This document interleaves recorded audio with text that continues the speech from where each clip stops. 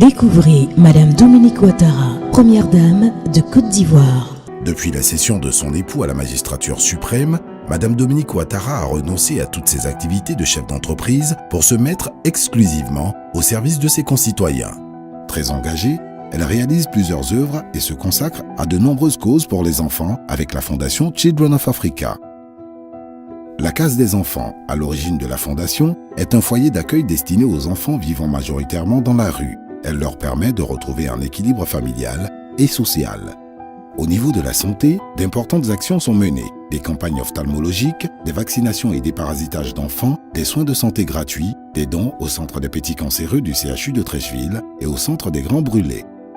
Diverses activités dans le secteur social sont également menées, telles que des arbres de Noël, des dons divers à plusieurs orphelinats et certains centres.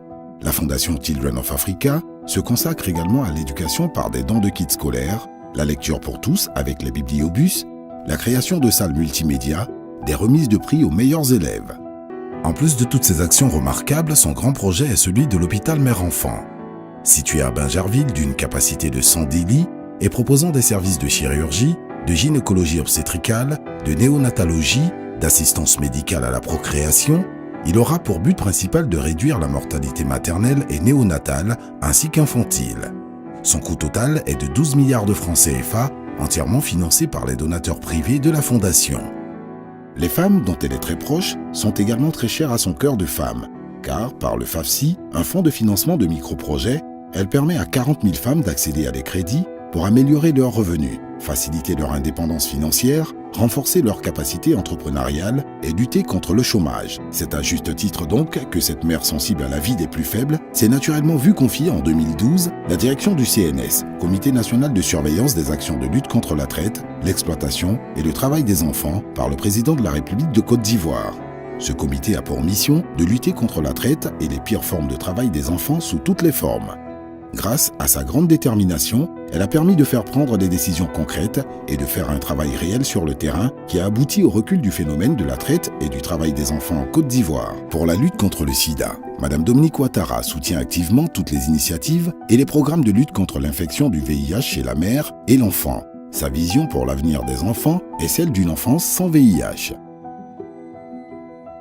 En 2012, elle est désignée marraine de la fondation Ariel Glaser, luttant contre le sida pédiatrique.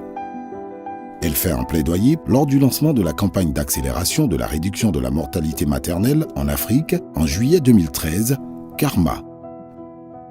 Elle est l'invitée d'honneur du concert organisé en mai 2012 par la Fondation Chirac, visant à collecter des fonds pour la prise en charge des enfants atteints du VIH-Sida au CHU de Yopougon.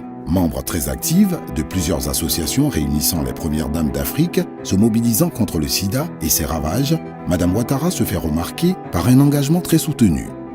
Dans ce même combat contre le sida, elle prévoit un équipement adapté dans l'hôpital mère-enfant pour assurer le continuum de soins et dépistage précoce des enfants nés des mères infectées par le VIH.